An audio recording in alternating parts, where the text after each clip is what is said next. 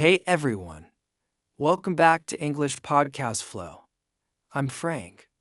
And I'm Alice, and we are so excited to be here with you today. Today is actually a little different from our previous episodes. From now on, Alice and I will be having conversations together about important topics, real conversations, just like you'd have with a friend or colleague. Exactly. And today's topic is something we both feel really passionate about: how to be confident at work, especially when you're speaking English as a second language. This is huge because so many of us struggle with this. You might be incredibly skilled at your job, but when it comes to speaking up in meetings or presenting ideas in English, suddenly all that confidence disappears. I've been there.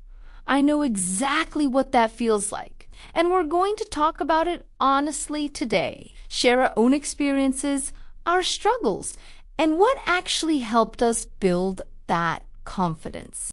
So get comfortable, maybe grab a notebook, and let's dive into this conversation together. If you're enjoying these episodes, if they're helping you improve your English or giving you confidence, please hit that subscribe button and turn on the notification bell so you never miss an episode. And here's something that really helps us and helps other learners find this channel. Leave a like on this video. It might seem like a small thing, but it makes a huge difference. Every like, every comment, every subscription tells YouTube that this content is valuable, and that means more. People who need this will find us. So you're not just helping us, you're helping other English learners around the world discover a resource that could change their lives, just like it might be changing yours. Frank, all right, let's talk about confidence at work. I want to start by being really honest. When I first started working in an English-speaking environment, I felt like an imposter. Imposter syndrome. That's so common. Tell me more about that. I mean, I knew I was good at my job. I had the qualifications, the experience, everything, but the moment I had to speak in a meeting, my mind would go blank. I'd overthink every word. I'd worry about my accent, my grammar, whether people could even understand me. And that hesitation, that self-doubt, it makes you seem less confident than you actually are, right? Exactly. People might think you're unsure about your work when really you're just unsure about your English. And that's such a frustrating position to be in. I had a different experience, but it led to the same problem. I was so worried about making mistakes that I would just stay quiet in meetings. I'd have ideas, good ideas, but I convinced myself it was better to say nothing than to say something wrong. And then someone else would say your idea, and everyone would love it. Every single time, and I'd sit there thinking, I should have spoken up, but I didn't have the confidence to do it. So what changed for you? How did you start building that confidence? It started with a conversation with my manager. She pulled me aside one day and said, Frank, I notice you're very quiet in meetings, but when we talk one-on-one, you have brilliant ideas. Why don't you share them with the team? That's such a good manager. She really was, and she said something that stuck with me. She said, your idea is of value. Your accent doesn't change that. Your grammar doesn't change that. The content of what you're saying is what matters. That's powerful, because we forget that sometimes we think people are judging our English when really they're just trying to understand our ideas. Exactly. And most people in professional environments, they're not language teachers. They're not sitting there correcting your grammar in their heads. They're listening to what you have to contribute. Although I have to say, it took me a long time to believe that, because in my head, I was convinced everyone was noticing every mistake I made. Were they though? No. I realized later that most people didn't even notice, and the ones who did notice didn't care. They were focused on the work, not on my grammar. Okay, so let's talk about practical things. What actually helps build confidence at work when English isn't your first language? For me, Preparation was everything. If I knew I had to speak in a meeting, I would prepare what I wanted to say, not memorize a script, but have key points written down. That's smart, because even native speakers do that. There's nothing wrong with being prepared. Exactly. And it gave me a safety net. If I got nervous and my mind went blank, I could glance at my notes and remember what I wanted to say. I did something similar, but I also practiced out loud. Before big presentations, I would practice in front of a mirror, or sometimes I'd record myself on my phone. Oh, did that help? So much, because I could hear myself, catch any pronunciation issues, and get comfortable with the flow of what I was saying. By the time I was in the actual meeting, it wasn't the first time those words were coming out of my mouth. That's brilliant. Another thing that helped me was asking for clarification when I needed it. Instead of pretending I understood something when I didn't, I'd say, just to make sure I understand correctly. Are you saying that? And then paraphrase what I heard? That's such a professional way to handle it. You're not saying I don't understand. You're confirming understanding. It makes you look thoughtful, not confused. Right?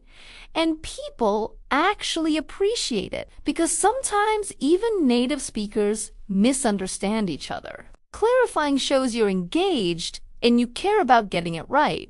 Here's another strategy that helped me. I started speaking up early in meetings, not waiting until the end, but contributing something early, even if it was just agreeing with someone or asking a question. Why early? Because the longer I waited, the more nervous I got. But if I said something in the first 5 minutes, even something small, it broke the ice for me. It made speaking for the rest of the meeting easier. That's really smart. One wish I had known that earlier in my career. I used to wait until I had something important to say, and by then my anxiety was through the roof. Yeah, and here's the thing. Not everything you say has to be groundbreaking. Sometimes just saying, I agree with Sarah's point about the budget, or can you tell me more about that, is enough to keep you engaged and visible. Visible is such a good word because that's what confidence at work is really about, right? It's about being seen, being heard, having your contributions recognized. Absolutely. And for non-native speakers, that visibility can feel scary, but it's essential. Let me share something that really helped me with one-on-one conversations. I learned to slow down. Slow down. Yes, I used to rush through sentences because I was nervous. And rushing made me stumble over words, forget vocabulary, making mistakes. But when I consciously slowed down, I spoke more clearly. I had time to think, and I actually sounded more confident. That's such good advice. Native speakers who are confident, they don't rush. They speak at a measured pace. They pause. They think before they speak. Exactly. So slowing down doesn't make you seem less fluent. It makes you seem more thoughtful and in control. I love that. Another thing I learned was to own my mistakes instead of apologizing constantly. Oh, I did that. I used to say sorry all the time. Sorry for my English. Sorry if I'm not clear. Sorry for asking questions. Same, and then I realized, constantly apologizing makes you seem less confident. It draws attention to your language skills instead of your ideas. So what did you do instead? If I made a grammar mistake or couldn't find a word, I just correct myself naturally and move on. Like, we need to improve this process. No big deal. Just keep going. That's so much better than saying, sorry, my English is bad, because that makes everyone uncomfortable, and it doesn't help anything. Right. And honestly, most people don't even notice small mistakes. They're focused on what you're saying, not how you're saying it. Okay, let's talk about difficult situations, because confidence at work isn't just about regular meetings. It's also about handling challenges, conflicts, difficult conversations. This is where it gets really hard, because these situations are stressful even for native speakers. And when you add a language barrier, it can feel overwhelming. I remember one time, early in my career, I made a mistake on a project. Not a huge mistake, but it needed to be fixed, and my manager called me into her office to talk about it. That's nerve-wracking even in your native language. It was terrifying. I went into that meeting feeling so anxious. I was worried I wouldn't be able to explain myself properly, that I'd say the wrong thing, that I'd make it worse. I took a deep breath before I went in. And I told myself, be honest, be clear, don't over-explain. And that's what I did. I said, I made a mistake. I understand what went wrong. Here's my plan to fix it. Simple and direct. And she appreciated that. She did. She told me later that she respected how I handled it. No excuses, no rambling, just ownership and a solution. That's a great approach. I think sometimes we feel like we need to use complex language to sound professional, but actually, simple and clear is always better. Always. Especially in difficult conversations. You don't want to confuse a situation with complicated language. I had a situation where I had to disagree with a senior colleague in a meeting. That's intimidating for anyone, but doing it in English when it's not your first language, that's next level stressful. How did you handle it? I used a phrase that I had learned specifically for disagreeing politely. I said, I see your point, and I respect that perspective. However, I have a slightly different view. May I share it? That's perfect. You acknowledged their point first, then presented yours. That's how you disagree without being confrontational. Exactly. And it worked. The person wasn't offended, and we had a good discussion. It actually led to a better solution because we considered both perspectives. That's the thing about confidence at work. It's not about always agreeing or always being right. It's about being able to express your perspective respectfully and clearly. Right. And sometimes that means saying, I don't know, but I'll find out. That takes confidence too.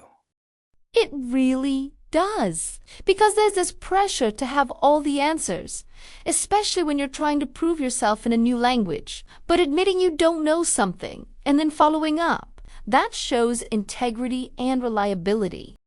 I had a boss who used to say, I'd rather you tell me you don't know than give me wrong information.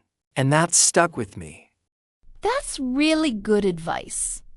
Let's talk about another difficult situation. When someone interrupts you or talks over you in a meeting. Oh, this happens all the time, and it's so frustrating. Especially when you're not a native speaker, because sometimes you need a bit more time to formulate your thoughts. And if someone cuts you off, it can be really hard to jump back in. What do you do in that situation? I learned to assertively but politely reclaim my turn. I'd say something like, "Excuse me, I wasn't finished," or "Let me complete my thought, please." That takes courage. It does. But you know what? People respect it. When you stand up for yourself professionally, it shows confidence. And if the interruption keeps happening? Then you address it privately. You don't call someone out in front of everyone. But after the meeting, you might say, "Hey, I noticed you interrupted me a few times today. I'd really appreciate if you could let me finish my points in future meetings." That's mature and professional. It addresses the issue without creating conflict. Let me share one more difficult situation: presentations. Public speaking in front of a group. That's where my confidence really struggled. Presentations are so hard. What helped you? Practice, mostly. But also, I learned to acknowledge my accent or language background if it was relevant. At the beginning of a presentation, I might say, English is my second language.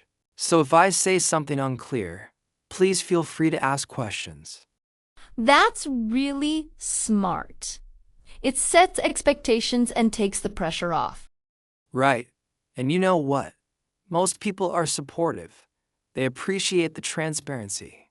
and it actually makes them more patient and understanding. I've done something similar, and I also learned to use visuals more. If I was worried about explaining something verbally, I'd put it on a slide. Pictures, charts, bullet points. That way, even if my words weren't perfect, the visual supported my message.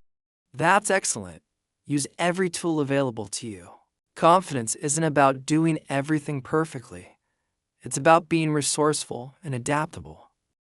Frank, I want to talk about something that I think is even more important than strategies and techniques, and that's mindset. Yes, because all the strategies in the world won't help if you're constantly telling yourself, I'm not good enough or my English isn't good enough. Exactly. The way we talk to ourselves, that internal voice, it shapes our confidence more than anything else. So, what changed for you? How did you shift your mindset? It started when I noticed how I was thinking about myself. I realized I was so critical, so harsh. I would never talk to a friend the way I talked to myself. That's a powerful realization. So I started consciously changing instead of thinking, I'm terrible at English, I'd think, I'm learning and improving every day. That's a huge shift from fixed mindset to growth mindset. Exactly. And instead of focusing on what I couldn't do, I started celebrating what I could do. Like today, I spoke up in a meeting. That's progress. I love that. Small wins matter. They really do, because confidence isn't built overnight. It's built through small, consistent actions and positive reinforcement. I had a similar journey with mindset. I used to compare myself to native speakers all the time. And obviously, I'd always fall short. That comparison was killing my confidence. That's so relatable. What helped you stop comparing? I started comparing myself to my past self instead. Not to native speakers, but to where I was 6 months ago, a year ago. And when I looked at it that way, I could see massive progress. That's so much healthier. You're competing with yourself, not with others. Right. And I also started reframing what good English means. I used to think good English meant perfect grammar and no accent. But then I realized communication is about being understood. If people understand me and I'm contributing value, that's good English. Yes. And you know what? Some of the most successful people in international business have strong accents, but they're confident, they're clear, and they deliver results. That's what matters. Absolutely. Your accent is part of your identity. It shows where you come from, the languages you speak, the experiences you've had. There's no reason to be ashamed of it. I needed to hear that when I was younger. I spent so much time trying to sound like a native speaker, trying to hide my accent. It was exhausting. And probably impossible, because accents are natural. They're part of language learning. They are. And once I accepted my accent, once I stopped seeing it as a flaw, my confidence grew so much. Last but not least, don't underestimate the power of positive affirmations. You mean like telling yourself, I'm confident, I'm capable. Exactly. I know it sounds cheesy to some people, but it works. Before important meetings, I'd take a minute to myself and say, I belong here. I have valuable things to contribute. I am confident. Did it feel fake at first? Totally. I felt silly, but I kept doing it, and over Jimmy, I started to believe it. It became true. That's the power of repetition. What you tell yourself over and over becomes your reality. It really does. Your mindset shapes your behavior, and your behavior shapes your results. Alice, as we wrap up this conversation, what would you say to someone who's listening right now and struggling with confidence at work? I would say your English doesn't have to be perfect for you to be successful. You don't have to sound like a native speaker to have your voice heard and your contributions valued. What matters is that you show up, that you speak up, that you contribute your ideas, your perspective, your skills. Even if your English isn't perfect, you still have value to offer. And I would add this: confidence is a skill. It's not something you're born with. It's something you develop through practice, through taking small risks, through pushing yourself outside your comfort zone. The journey from insecurity to confidence is so worth it, because when you find your voice at work, when you feel comfortable expressing yourself, everything changes. Your career grows, your relationships improve, you feel more fulfilled, more engaged, more like yourself. And here's something important: your confidence at work will spill over into other areas of your life. When you feel confident speaking English professionally, you'll feel more confident in social situations and everyday conversations in all aspects of life. That's so true. Confidence is contagious. It spreads. So, to everyone listening, we want you to know that we believe in you. We've been where you are, and we know how hard it is, but we also know it's possible. It's absolutely possible. And you don't have to do it alone. You have this community. You have us. You have resources and support. Take it one day at a time, one meeting at a time, one conversation at a time. Celebrate your small wins. Be patient with yourself. And remember, every successful person you admire, every confident speaker you look up to, they all started somewhere. They all had moments of doubt and fear, but they kept going. Before we go, we want to hear from you. We'd love for you to go to the comments section right now and answer this question. What's one area of work where you want to feel more confident? Write it down in the comments. Share it with us and with this community. Because when you name what you're working on, you're taking the first step toward improving it. And who knows? Your comment might inspire someone else who's struggling with the same thing. We're all in this together. Thank you so much for spending this time with us today. We hope this conversation gave you some practical strategies and, more importantly, some encouragement. Keep practicing. Keep showing up. Keep believing in yourself, because every day you're getting closer to the confident professional you're meant to be. We'll see you in the next episode. Until then, keep growing, keep learning, and keep shining. Goodbye. Yes, and keep the English flowing. See you soon, guys.